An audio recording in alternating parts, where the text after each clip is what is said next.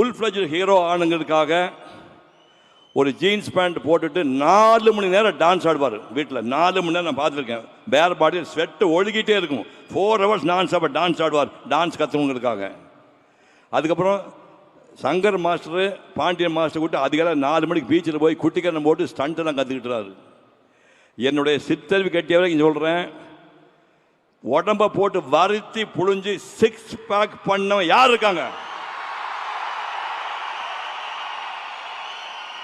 ரொம்ப ஹம்பிளா சொல்றேன். சூர்யாவுக்கு முன்னாடி 6 பேக் பண்ணவங்க தமிழ்நாட்டில் எந்த நடிகர் இருக்கிறான்?